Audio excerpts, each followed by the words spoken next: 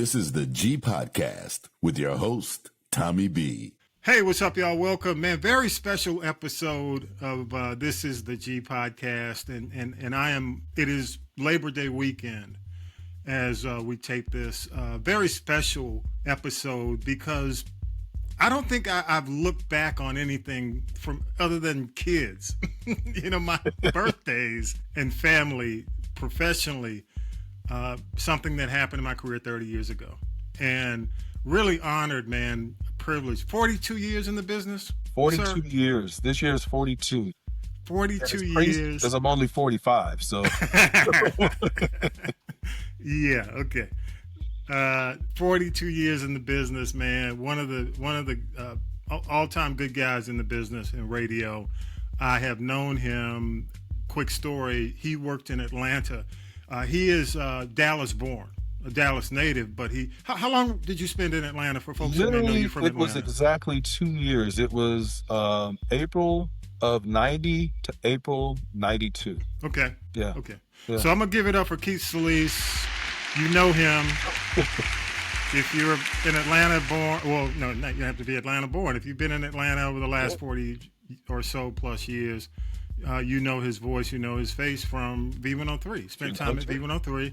What day part? You did midday, right? So, I came to Atlanta from Dallas to do Quiet Storm, right? Yeah. Mm-hmm. And so I did Quiet Storm for, maybe 6 months or so. Yeah. And then the guy who was doing middays, Nate Quick, Nate left to go, I think, to the Carolinas or somewhere. Yes. And because I had done middays in Dallas prior to coming to Atlanta, Mike Roberts, who's our program director, just put me in middays, and so that's where I was. And so I came on. And the interesting thing about Nate was what opened up an opportunity for me. Wow. To actually produce Mike. But go ahead. And I came on after Mike and Carol in the mornings, and so I loved coming in that last hour. Because sometimes Mike would put me on, so I'd be part of the morning show. So that was a lot of fun, and so I remember that. But it's funny, the Nate Quick story, because working now here in Dallas at KRNB, I replaced Nate. Nate, unfortunately, was very sick at the time. And so I was working there on a part-time basis. And when he got to the point where he could not work anymore, I replaced him during the show. And the rest for me here is history. Yeah, Nate, of course, we lost Nate. Mm-hmm. But what a good guy. Oh, man. Remembered him, in Atlanta at V. Absolutely. And when I took over for him to actually become the producer on Mike and Carol in the morning, it was just, wow. He gave me a stack of paper and said, go for it. Go for it. Well, let me say this. That was it. For another reason, but before we get into that, man, and I don't think I've ever done this publicly. Well, I haven't done it publicly, but I owe you a great deal of thanks and gratitude. Oh, man.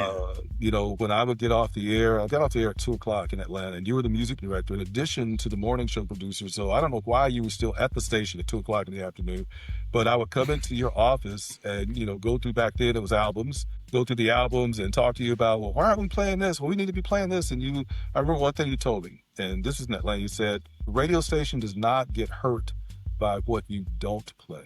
And that stuck with me. And just to be able to pick your brain at that time, not knowing that we would end up in Dallas together. And when you came to Dallas a few years later and our music director left and you said, I need somebody I can trust. I'll teach you everything. And I remember, those long nights because we had both worked all day. And then after, we finished, you'd show me how to run the selector software. And literally, dude, you set me up for what I do today. Because had you not shown me that, then other opportunities that came after, we left that station would not have come. So I, man, appreciate, you taking the time and pouring into me, not only how to do, the job physically, but just the lessons, man, the example. And so I appreciate you, man. So thank you for just, handing me that baton. And so I appreciate you. See, man, you got to get all emotional at the start. But man, hey, it was easy, man. You were one of the more consistent, level-headed people to deal with. I will tell a story, and we're going to go back and forth on these accolades, man, because it was, you were really easy to get along with. I can't do that with everybody in the business. Oh, So no. I'm just going to be straight up. But one of the things when we would wrap up the morning show, you would hang around. Like you said, you loved hanging around, sitting there in the last half hour whenever you came in. But the funny thing, I remember we were talking about it the other day. You had all these impressions of people, and we were joking. I always joke with you because I remember you doing the Dionne Warwick. Yeah. You always joke about because you had an interview with her. But it's just, you always upbeat, always funny. You and Carol were always but it was kicking it, and Ryan Cameron, and Ryan, who would do Mike Roberts. And because Mike was the king of all of the commercials. So yes. It's Mike Roberts for OptiWorld. Go by Mrs. Winters and Tom Jones. Oh, not OptiWorld. He had like all of the commercials. The Chevrolet, I remember. Yeah. So he did all the endorsements. But that was just a lot of fun, man. And just, being able to grow, because coming from Dallas at the time, and I worked for a really good programmer who was experiencing his first major market job. So he kind of let us do what we wanted to do.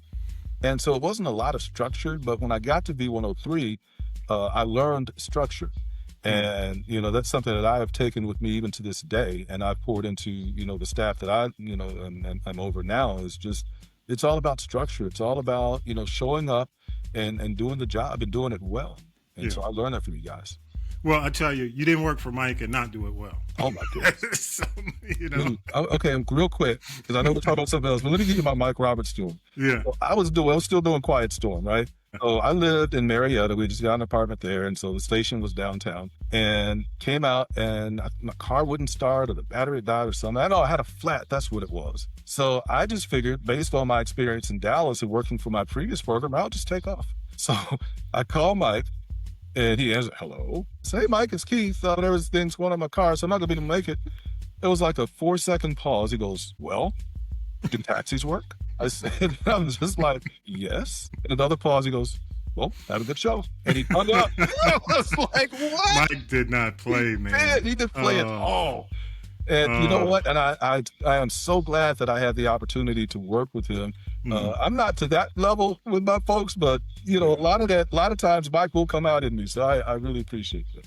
Yeah, he is, without a doubt, the reason I got the opportunity there. Mm-hmm. And again, I mean, for those who, radio's not the big thing now, I guess. It is still alive and doing pretty well. Yeah. But the younger audience doesn't appreciate it the way we did. We did back in the day because there's so many other options, digital, so on and so forth.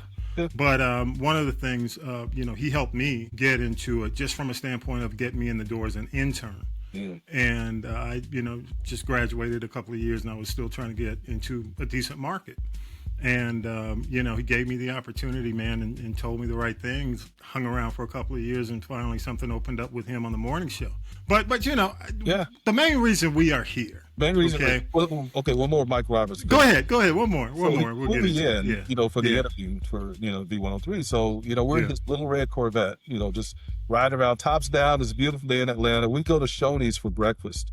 Yeah. And we walk in. First of all, for me, it was culture shock coming from Dallas to a city where it's all black people. And everybody in the restaurant, including the people, not just the people that work there, but the people, everybody was black. So we walk in, and you remember that E.F. Hutton commercial where everybody just stopped talking? Yeah. Everybody stopped talking. And I'm like, what? And they're, hey, Mike. I'm like, who is this dude? Yeah. He took me to Lenox Mall. We're walking through the mall, and everybody's just like just a frenzy because Mike Roberts is up. Like, who is this guy? Morning radio back then, man. And I thought, man, this dude, I literally could have run for mayor. And wow. So anyway, that's my episode. But when it's interesting you mention your culture shock with Atlanta, because for me, I didn't realize Dallas was what it was. Okay. Yeah. And just a quick story before we get into it. And I'll say the reason we're here is because, for this show, it's Labor Day weekend. On Labor Day, it's 30 years since you and I and a lot of other folks behind the scenes put a radio station on in Dallas known as V100. 30 years. 30 years. September 1st. Hold on. So in celebration of the 30 years, and when you told me this, whoa. Is Hyman okay with that? This is where it all started. Now, wait a minute. Can we see the V10? So okay, The second zero is peeled off. Check this out. Oh, okay, there you go. There's Hey, the but cap. I got you though. What you got? Oh, the bus. The I bus. remember the bus. All right, so another shirt. Wow. I don't know why we Wow. had so many shirts. This Oh, shirt we had a had my ton of name on shirts. it. So this I was need to fun. get one of the Oh, t-shirts. oh, there we go. It's got my I need name one on of the I need. Oh, wow. it. Remember that one? Yes. And of yes. course, who can forget Christmas? Wow. And then Shout out to finally- promotions. Who was the main promotions person we lost? That was Tammy. Tammy we had, and her Teresa. assistant Teresa. And shout out to Teresa. Yeah. Teresa was aggressive in making sure that we had seasonal stuff and everything that was being worn. The gear Right. was, I guess, what's the best way to say it? It was appropriate. It was For our target, and it looked good on us. So shout I out have to Teresa. another box in my attic. That's like 100+ degrees in Texas, so I couldn't go through all the boxes. I didn't want to die up there. No, don't do that. So all my coffee mugs and water bottles and Wow. EPs, I kept all of that stuff. Wow. And so, yeah, it was just so many memories going through that. So let me ask you, 30 years, September 1st, Mm-hmm. 2025, going back to 1995 when we launched September 1st. Yes. Does anybody ever ask you about V100 in Dallas? There are people who do that, of course, I know you from, you used to work here. And then they'll, bring up, V100. And they'll talk about, the fact that really we were the first FM radio station in Dallas-Fort Worth to bust out like old Isley Brothers, Maze, and all of the songs that you only really heard on Soul 73 on AM, but, doing it well.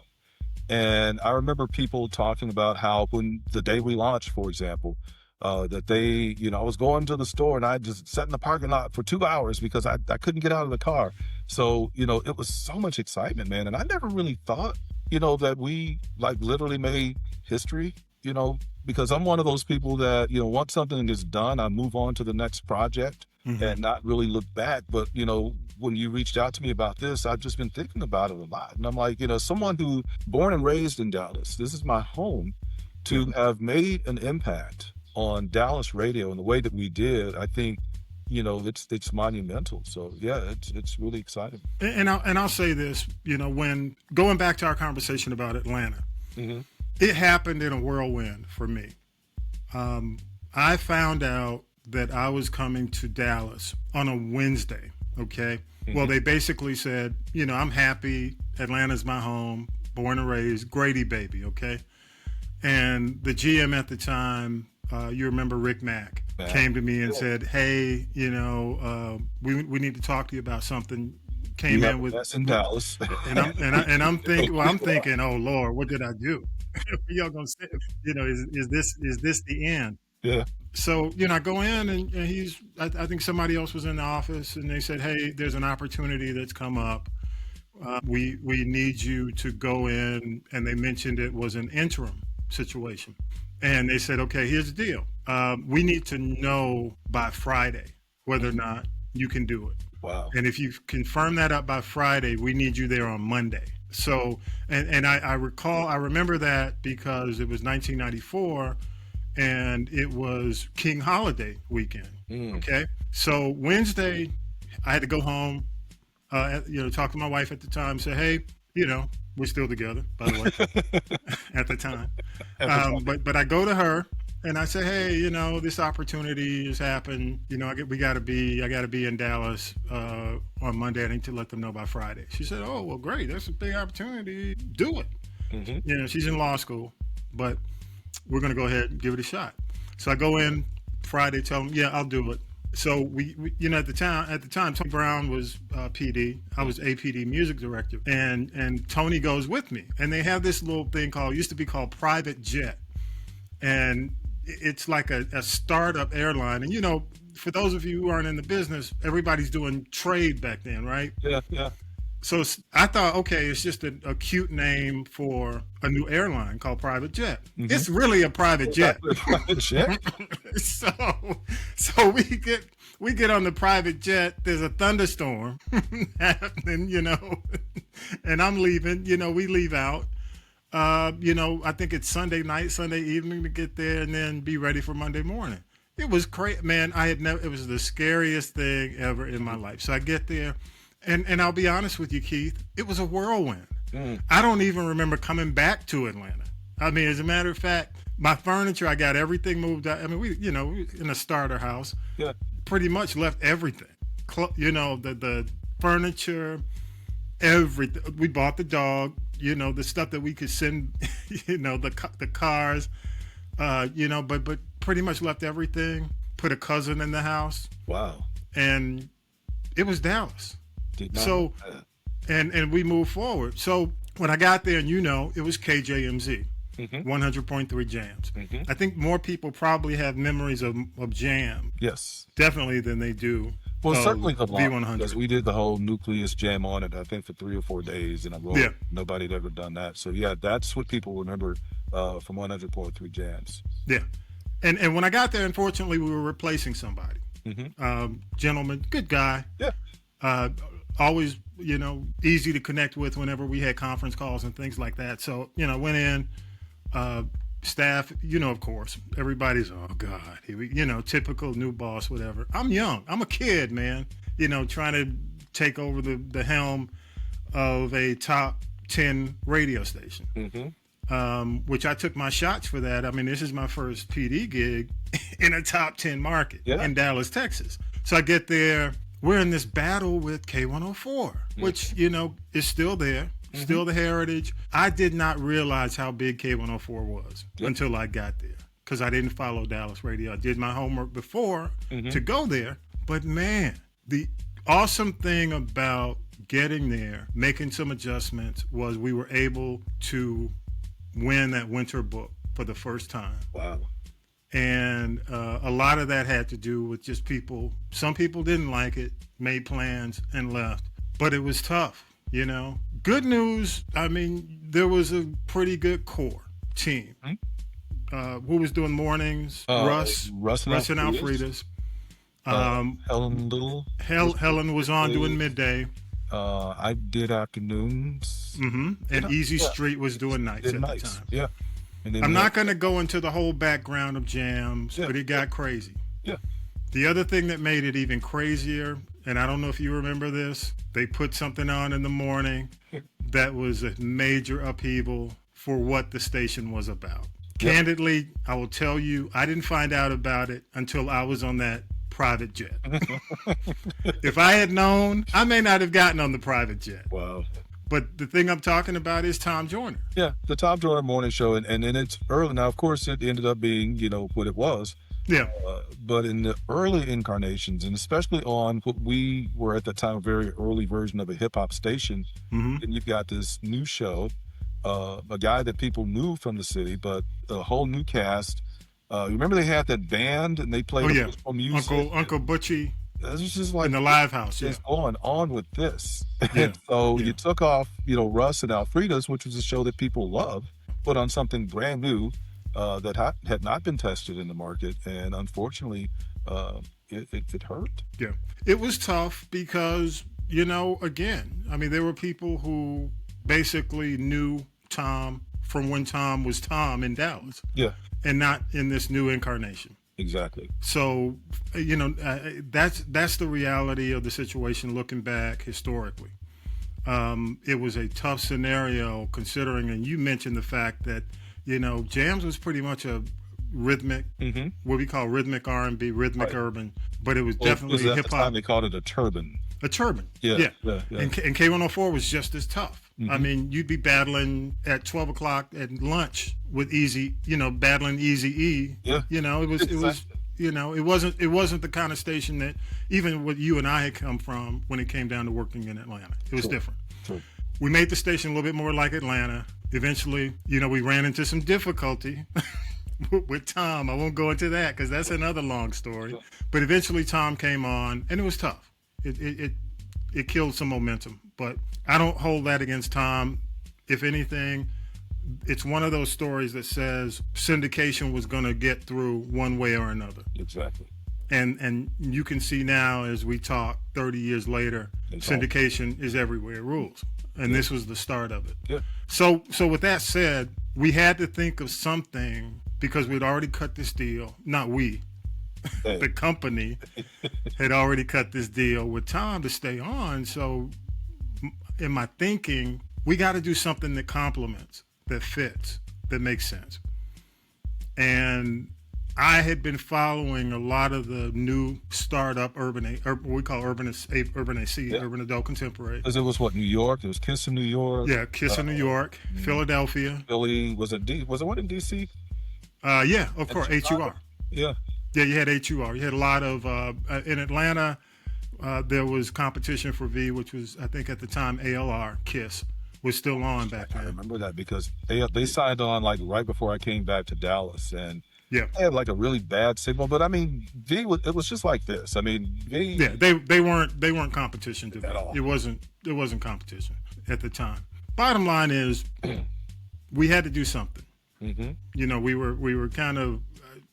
If anything, the other thing, the wild card that came in was as I got there and got settled, Summit, who owned us, said that they were selling. Right. So they announced, again, here's me on the private jet. But, you know, we got the news that the company was up for sale. So, of course, when the company goes up for sale, a lot of people start bailing. Mm-hmm. So then we get new owners. New owners, a company called Granum, owned by a gentleman known as, great guy, Herb McCord. I think we lost Herb McCord is no longer around. Okay. A new general manager who you probably know and remember, the sweet and lovable Skip Schmidt. Skip Schmidt. And I say that we were fine toward the end, but it was an interesting start. Bottom line is they came to me and said, "Hey, what are we going to do about this? You know, we're in a battle. We're struggling. We can't get the morning show to fit on a hip-hop station, which really isn't a morning show for a hip-hop station." Mm-hmm. So he comes to me and says, "Hey, what are you going to do?"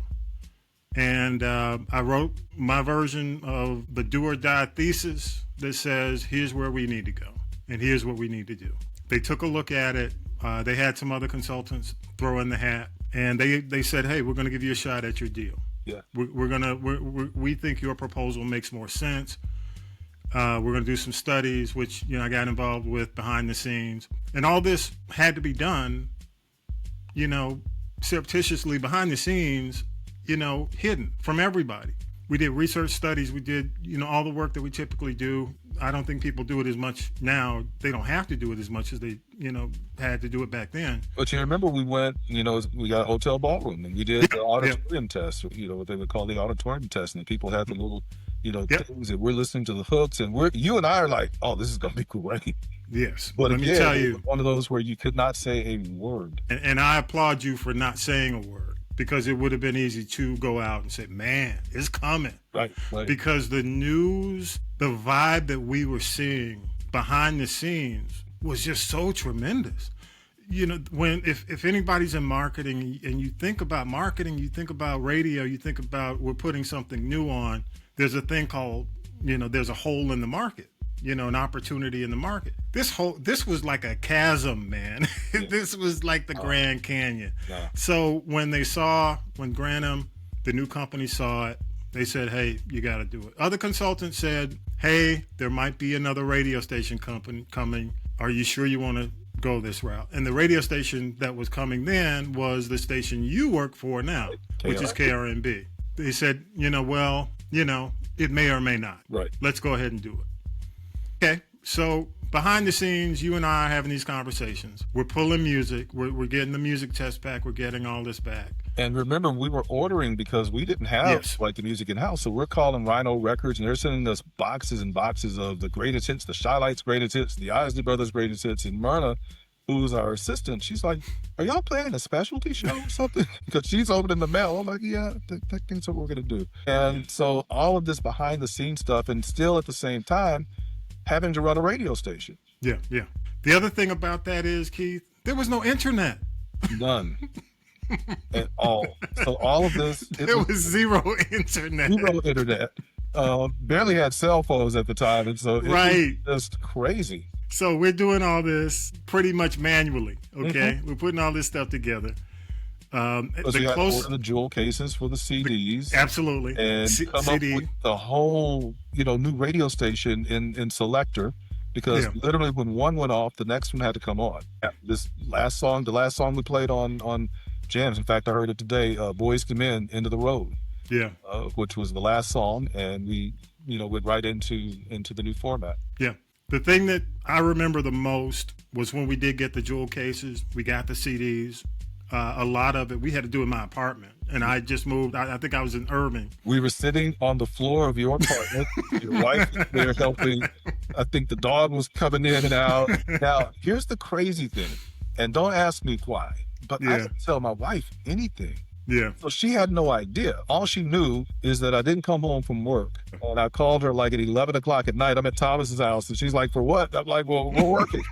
And literally, we worked all night, like until like 5 or so the next morning? Yeah. I mean, it was, I forgot how many titles that we were putting on to like start. Hundreds, because literally it was a whole, and anybody who's in radio knows, the categories. And so you got 150 in this one and 200 in that one. So literally having to put it together, time, the song, okay, the intro is 22 and it's a fade, so literally in real time, this is what we're doing. Doing the labels? Yes, the labels. Yeah. So yeah, that's part of everything that went into it, leading up to the fact that unfortunately we had to look at staff. Yeah. Yeah. And and I thank a lot of the ownership, because they allowed us, with some of the delicate situations, staffing, to give people an option. You can either, you can stay on, or, if you fit, you can stay on, or, they took care of them. But, as you do with any kind of business. And for me, I remember we were in a meeting with, the top brass from Grand. Yeah. And, they were asking when we got to that part about, well, air staff, who's staying, who's going. And so you're calling this name. Well, what about her? Well, she doesn't fit the format. And then whoever the guy was, she's toast. And I was just like, my heart is pounding, because I'm like, oh my God, I've never experienced anything like that in my life. And that was just, it was exciting yet traumatic. Because I just didn't know that's how it works. Yeah, it was crazy, but the guy who said she's toast wasn't the final. Fortunately, he wasn't the final guy. Yeah, but so we were able to work some deals out for people. Yeah. Go ahead. I know who you're talking about. And so then, we put everything together. We put all the music in a box. Remember we met the engineer, and I don't remember his name, in the parking lot. It was like we were doing some kind of drug deal. Yeah. Because we pull up and you getting the boxes out of your trunk and putting them in his truck, and he's got to take them into the studio, and just all of this covert stuff. It was, it was probably, I haven't experienced anything like that again in my career at all. I helped launch the gospel format on ABC when I left V100, but it was nothing like that, because this was just something that we started from the ground. Well, they started from the ground up, and I had a hand in helping to launch, but nothing like, what you and I did. Yeah. So we get everything in, and, of course, had to have conversations with staff. And this is probably within the half hour before the station launches, because nobody knows what's going on. And that's, again, the amazing thing about doing all this, is the fact that nobody knew within the building. Nobody. And it did not get out. And I do today, I credit that to the fact that there was no internet, no true place for people, no social media. Exactly. You couldn't do that in social media. Oh God, no. It would be out. There's no way. Minutes. Yeah, within minutes. Half of the day. Yeah. So I remember that staff meeting, because the station launched at 3, and you guys had the staff meeting. I guess it was at 2 or 2:30 or something like that. I didn't go. Wow, you remember that? Yeah. And so you guys went into the meeting, and while y'all were in the meeting, I'm in the studio pulling out all of the 100.3 Jams music and putting in the V100 music, taking the V100 or the Jams artists posters off the wall, and just literally changing, this whole radio station, in minutes. Yeah. And you remember we had Tom Joyner come in, and out of the Boys to Men song, he went on the air, and kind of introduced the format and said, you've been asking for these songs and da da da da da, and so here we go. It was the first song, Marvin Gaye, "Let's Get It On," I think. It may have been. I think so. Yeah. See, your memory is much better than I am. Than mine is. So yeah, I think it was. I do remember we had some Frankie Beverly Mays in the first hour. I mean, we had the top testing, the biggest stuff coming out of the box. I mean, it was a lot behind the scenes, and my big thanks to the folks. What's the city? Terrell? What's closest to Terrell, Texas? Closest to east of or west of east of here. Yeah, how far? Is it within an hour, right? Yeah. Okay, so we needed voices on the radio station. So I went to Terrell. Wow. To ask people. Wait a minute, what? Yeah, I had scripts, and I would say, "Hey, I need you to say V100. I need you to say this." I didn't know that. So in the beginning, because we couldn't do it. True. Yeah. In the city, so I went to Terrell probably a couple of days before with a tape recorder, because I just needed people saying for we call it imaging for our drops and things like that. We needed voices, and went to Terrell, Texas. It never dawned on me to even ask where you got the voices. Because people were like, "Damn, y'all got the voices already?" I said, yeah, wow. we went to Terrell. So I went to Terrell and got it. Yeah. That's great. So again, September 1st, 1995, we launch. We come out of the box. I want to, let's take a quick break. Okay. Because I want to come back and talk about the first, I guess, the results. Okay. Because that's important to get to know. Okay. And let's go ahead and we'll come right back. But I want to go ahead and take a break, and we'll come right back. Here we go.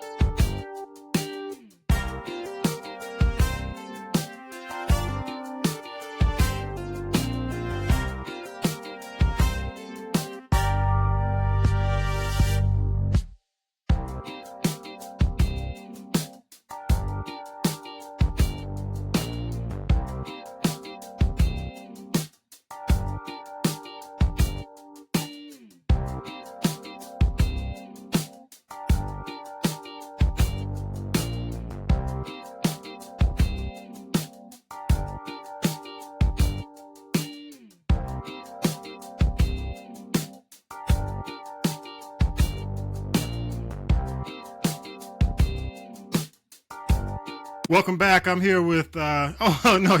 He's not to do a wardrobe change. Go ahead, man. But I'm back with Keith Solis. Keith is Afternoon Drive for KRNB 105.7, correct? Smooth R&B 105.7. Yeah. In Dallas, Texas. And here's the crazy thing, because when the station launched, back when we were on the air, Rudy V. It was 105.7. Wow. And it stayed dot for up until I think it was 08. But every now and then people will still say .7. It's like, remember Redbird Mall, and they changed it else, and people still call it Redbird. They ended up going back to Redbird because it was just, they couldn't get away from it. So but anyway, yeah. So, we're back, and we've gone up to the point where we launched. Mm-hmm. We got a tremendous response on the phones. I think a lot of folks within Granham or within the company didn't know what to expect, because they thought people would be pissed and mad because they're losing the hip hop station. Right. But, and correct me if I'm wrong, Keith, we got just the opposite. Do you think, would you say? Well, because we knew our people. You understand what I'm saying? Yeah. We knew. They didn't. They were, it's better. I thought it was going to be up tempo, and no, people are going to be upset. No, but you're right. Yeah, go ahead. Talking about people are loving what we're doing. I remember our friend Al Wash called, and I just talked to Al the other day. Al called, and he was like, "Man, what y'all doing over there? Man, I got everybody in the office. We over here we just sitting here listening." And I remember going to the barbershop that following Saturday, and that was literally the talk of the barbershop. How much people loved what we were doing, and people were thankful. People were like, literally, "Man, thank you for doing this. We've been needing this." And so I think what we did was filled a void that we didn't know was needed.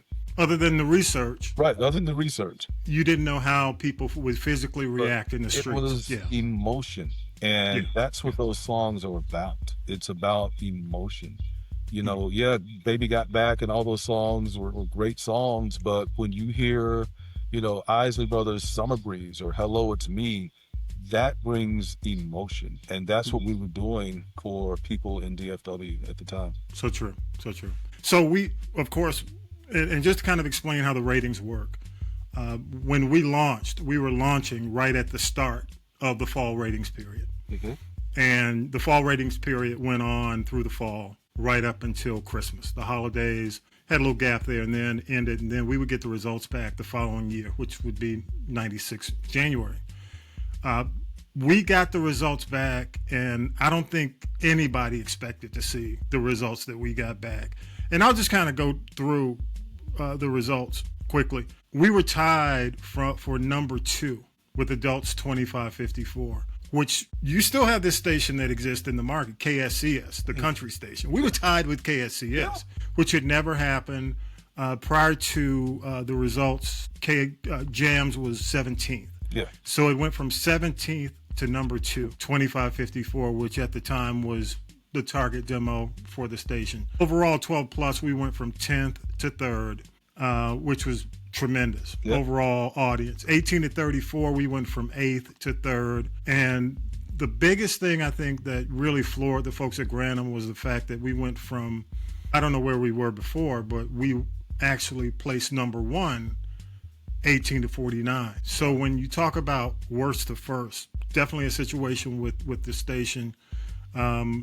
We became people's soundtrack. Yeah, absolutely. For that period, you're talking about the barbershops. You're talking about, a lot of the folks, and at the time, again, I'm a youngster. both of us are, we know the music because we grew up with it. We were around it. But it was just outstanding, man. The salespeople were happy. The owners were thrilled. Little did we know that the owners were positioning the station to sell again, or the company at the time to sell again. But everybody, man, it was just euphoric. I mean, it was within the building, the streets. We started doing promotions. We started going out. I don't know if you recall the concert we did with Gerald, Eddie. The Father's Day concert. It was yes, Eddie the OJs and Gerald Levert. Yeah. And they did, because they had that song together. I don't remember the name of the song, but Gerald and Eddie had a song together. And so that was kind of the whole thing, that they would perform it together. We did some incredible concerts. I remember we did Barry White and just all of these artists that you had not seen in concert that still at that time were in their prime. They still had it. So it was good for us to be able to bring those shows. Toward the end, we did the Luther. I don't know if you remember. Luther. We did our birthday, the birthday bash concert. That was the birthday concert with Luther. Yeah. Okay. And Luther came out, sang "Happy Birthday," and blew out the candles. And I remember we did the same thing with the Isley Brothers, because it was one of the anniversaries. We're out at the old Starplex. It's called something else now. And then Ron Isley, saying "Happy Birthday" to V100. I think we did an Al Green show. And so just all of those shows, man, and then the artists. You remember we did a Prince concert. I always tell this story because Prince performed. It was a Sunday night at the Starplex, and then the after party was George Clinton and Parliament at this club called Iguana Mirage. Yeah. So we leave, and go down to Iguana. Of course, George Clinton didn't hit the stage until probably 2 or 3. When I left Iguana to come to work, the sun was up. So I literally had been up for like 48 hours. But again, I was, in my 20s, so you can do that now. Yeah. But I mean, those are the kinds of things that I remember. And was Gary, and y'all remember from he was from Gary the Doug Banks show, he was White Gary. And we knew him as White Gary. Yes, right. He was driving the van for George Clinton, right? The guy in the diaper. But one thing I need to confirm that I never got clarity on. Yeah. Somebody was telling me Prince showed up at the after party. Did he go to the after party? Because in fact, Scott West, who did afternoons, Scott was doing afternoons. Prince. What did he say? Go ahead. He said they had they were in like whatever this little holding VIP area. And he said they just started talking, and Prince was talking about the state at that time of radio and how it was hard for him to get airplay, because he was dropping new music, but, we were only interested in, his older songs. And so he said they talked for like 15 minutes or so. Now, of course, this was before everybody had, one of these. So there's no proof. Yeah. And just, you have to take it by his word. But yeah, Prince showed up. Yeah, I remember that was part of the conversation. We were talking about Gary having to take George Clinton and the band around that Prince showed up at the after party. Right. Yeah. Very cool. Man, it was great times. We had a ball. We, of course, you go through the honeymoon period in radio. We call it the halo effect. Right. And you start, there's slippage, but nobody expected the next thing to happen. And this happened October 12th. This was, again, we're talking about the following year, 1996. Yep. The Tower. On October 12th, 1990. And the thing about October 12th, 1996. What's that? That was the Al Lipscomb Classic Day that morning. Do you remember? Well, they fair so Grandland and Prairie View. Yes. Yeah. Yes. Yeah. But go ahead. You were about to say something. I was going to say now, because we were also coming off of a big concert. Remember, there was the night before we were at Reunion Arena. It was Maze, and I don't remember who else was on the show, but the entire time during the morning show, because they were all in town. It was Tom, it was Jay, and everybody was on the show at the time, and they hosted the show with us. Yeah. It was huge, and we had so much momentum that Friday night and then Saturday. So Saturday morning, I get a call. We know, and I know, we're preparing for the Classic that day, and I get a call from, I think it was maybe Sydney was our engineer. No, Sydney was our Atlanta engineer. Oh no, it was who was? I don't remember our Dallas engineer. Yeah, I forgot who our engineer was, and I get a call, and he says, "Hey, we got a problem with the tower." So it's early morning, or it's morning, and I say, "Hey, okay, great. How long do we have to wait?" It's going to be a while. And I don't recall if it was the engineer or I was talking to one of the staff members when they said this. They said, "Hey, I'm approaching," at the time, and your folks in Dallas know Cedar Hill, because that's where all the towers are. It's elevated. Yes. And he said, "Hey, I'm headed toward the tower, and there's a problem. There's supposed to be 3 towers or however many towers, and we're one down."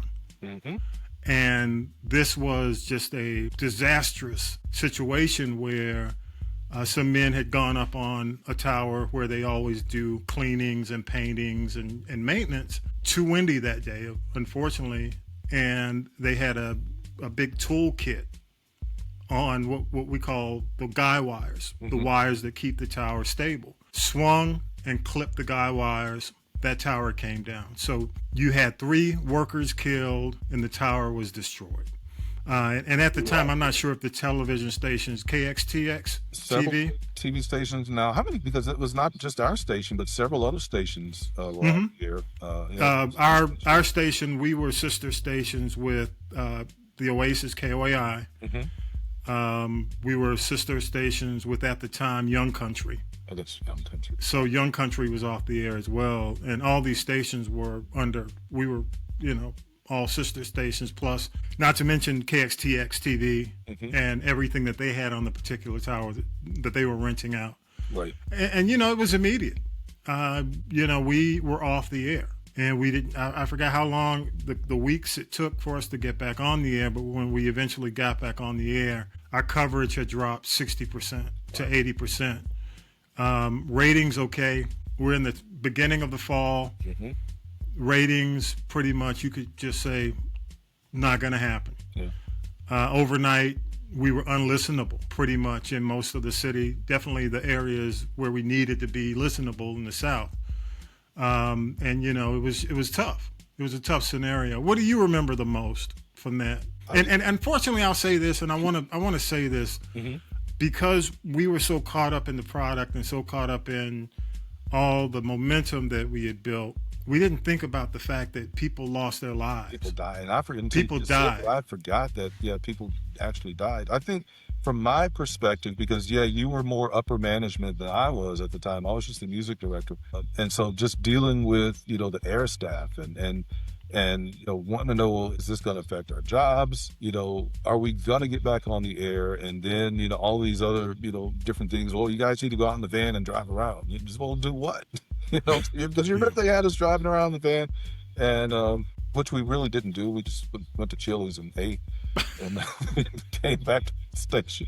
Because why were we going to drive around with the van? But anyway, so it was just the worry of when is this going to be fixed? Because we've all been in radio and we've gone off the air for 20 minutes, 30 minutes, or whatever, but you're back up and business as usual. But day number 3, day number 4, day number 5, and we still had to come in and do your show as if you were on the air, which was crazy. And then people are calling the request line. Well, what's going on?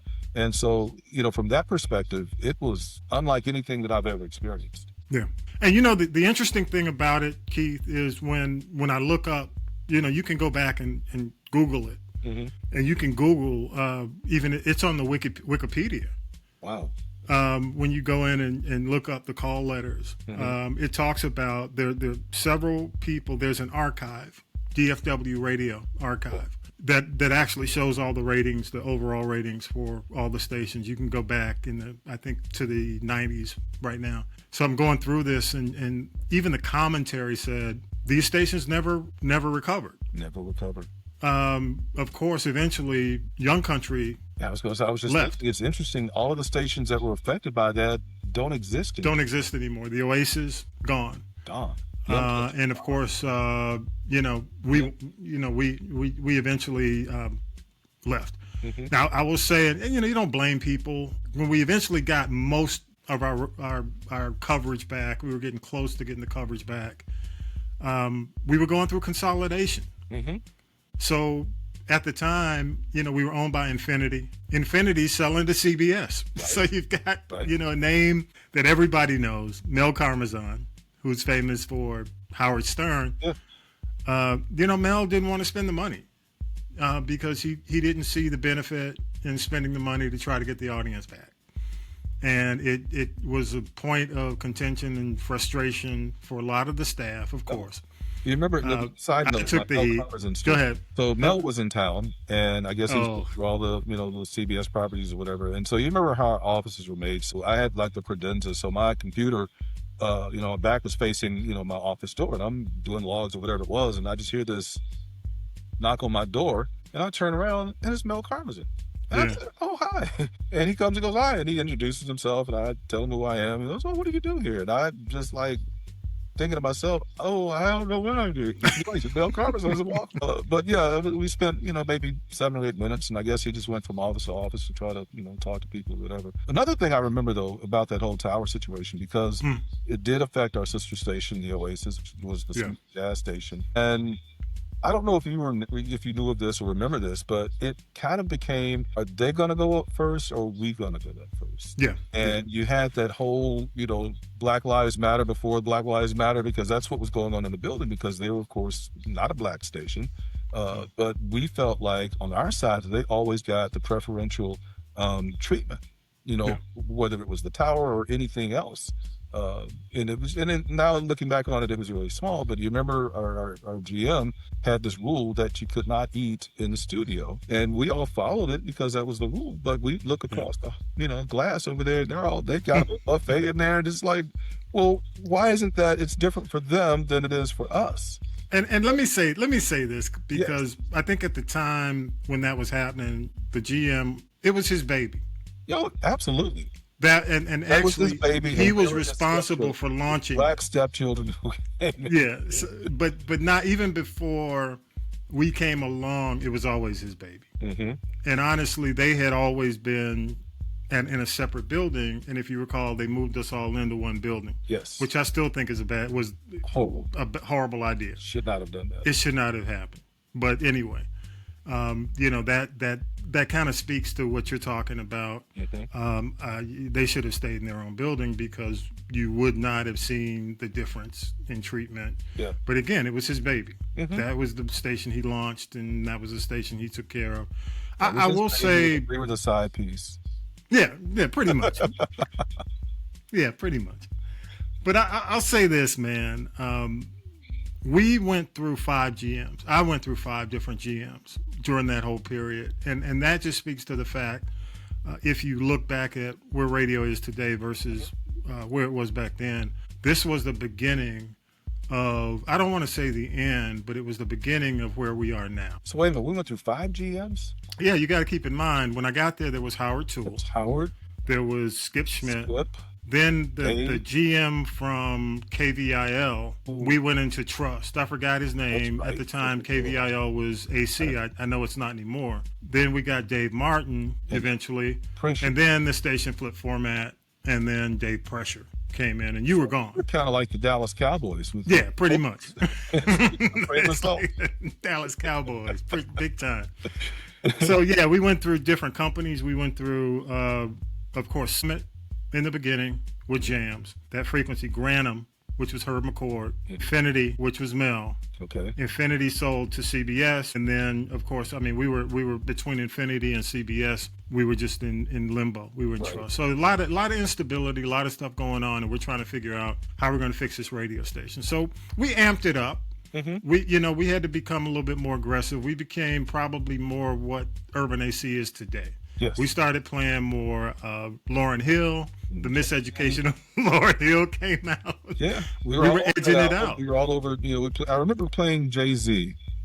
Which one? Can I Get a? I Get a what, or whatever. Yeah. That one. And just some other titles that were not necessarily part of our original DNA. Yeah. In hindsight, what do you think? Do you think that's something that we should have done, or should we have just stayed the course of what we were doing? Well, it pissed a lot of folks off in terms of, at the time, you got to keep in mind, we weren't streaming. So people couldn't hear what the station sounded like. Right. You either had to be in the city, visiting the city, or you had the listen line. So, there was a lot of more about, I would say, rumors about what we were doing in the industry. But, I'll be quite frank, because I made the call on edging it out a little bit, because one of the things I felt we had to do was the older end was tougher to get because of the fact that at the time they couldn't hear us because our signal was still challenged. Yeah. So we didn't go way over. There was only probably one song we went overboard with. Outside of that, most of the music that we were playing tested within the demo. Can I Get a was from the movie. What was the movie with Jackie Chan? Rush Hour. Yeah, it was in Rush Hour. Okay. Lauryn Hill, Miseducation of Lauryn Hill was a huge album. So playing doo-wop, that thing, was relevant to a lot of older demographics. So I kind of think we were just ahead of our time. We were ahead of the curve when it comes, because you look at most urban ACs now, and that's what they're doing. They and in a lot of cases, there's you and I were having this conversation. Nobody plays real true oldies anymore. Oh. On urban ACs. The radio station that I work at now, Urban Adult Contemporary. we're in urban AC. Yeah. But with the exception of the hard hip hop, we're basically playing the same thing that I played on 100.3 Jams back in the 90s. And with the exception of the newer titles that we've put in and some of the recurrents. But yeah, I mean, you're right. I think to the purist, Mm-hmm. yeah. You are definitely this is blasphemy. This is not what you should be doing. But it's sad, that as time has gone on, and the titles from the Isleys and Mays, and we play on our station now. We play one Mays song, and it's in the field rotation. We play 2 Luther Vandross songs. We don't play any Anita Baker. Wow. No Sade. So those songs that when we launched none of those artists are getting played on the radio anymore. Right. And our oldies, because oldies for us, I mean, think about it. Usher, You Make Me Want It. Yeah. My son, who is 34, that was out when he was a kid. Yeah. And So it's a different yeah, it's a different scenario for Urban AC. Absolutely. Now, we were edging it out. I just say we pushed the envelope because, we were, and I'll be honest, it was desperation to try to get the numbers back. And we weren't seeing the numbers come back fast enough on the older end. So we said, okay, let's lean a little bit younger. Let's keep the presentation, lean a little bit younger. We started calling it, if you recall, the adult mix. The new adult mix. The new adult mix. And then eventually, as I knew, it was inevitable because the other stations, not necessarily at the time I was there, they were heading in the same direction. Yeah. We knew Young Country weren't getting the numbers back. The Oasis was starting to kind of stabilize, but it was still tough. Eventually, we changed, the format flipped. Yeah. It flipped from V100 to Hot 100. And, I can't be mad or angry at the call. As a matter of fact, I have to thank the guys, from my standpoint, who took over. Dave Pressure was the GM at the time, because he came to me and said, hey, if what do you want to do? You put a lot of work into this. A lot of things didn't go your way. If there's anything, and I said, I want to go into sales. And at the time, he looked at me like I was nuts, as did the people at CBS said, you're nuts. But I did it. And honestly, it opened up a lot of doors going forward, because it opened up for me the opportunity to get to become a general manager. That's good. So, shout out to Dave Pressure and I think I worked with Dave. Well, Dave was there kind of the last few months for you. There. Yeah. But real quick, I told the story at Scott West Memorial Service. I don't know if you remember this, but there was this guy who had this play that was opening up in Dallas, and he had spent some money on the radio station. So he comes in, and the receptionist calls, well, this guy, he wants to do an interview. Well, who is he?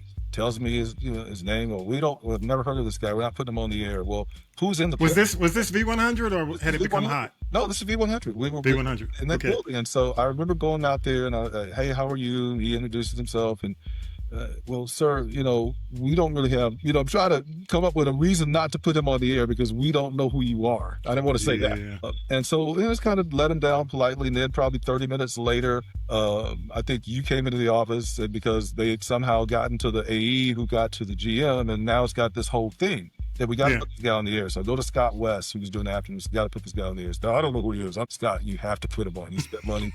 Do you know who That's so Scott? It was probably Tyler Perry. It was Tyler Perry. So did he put him on? Did he get it? Did he put him on? Changed, and he was opening it up the first time in Dallas. He literally told the story, and I interviewed him, after that, and he said he had paid for that play with credit. He was in debt, his credit cards. He didn't have a car. He was, taxi trying to get back and forth, and Scott put him on, and Scott said it was just one break. Put him on for one break, and he did, I think, the whole hour because he started doing these characters. And the next day he came back and did the whole show with Scott.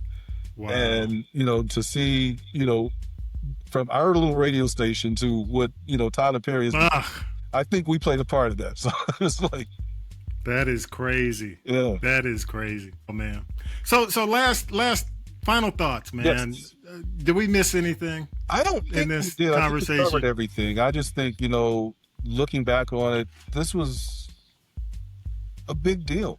And for me, as I said earlier, being born and raised in this city and to be able to be a part of something that literally changed the face of radio. I mean, I, wanted to be in radio, got into radio, never thought that I would be, to have the opportunity to do that for this city. I mean, that's a big deal. And so thank you for even suggesting that we do this, because I literally had not even thought of it that way. It was just, I had a great job, a great couple of years, and, but no, it was a really big deal of what we did. And I haven't done the true research on this, Keith, but I don't think anybody's ever launched as big. No, because you remember when KRNB, the station I work for now, when they launched, their tower was upside down, because you remember you could only hear it like a block away from the station.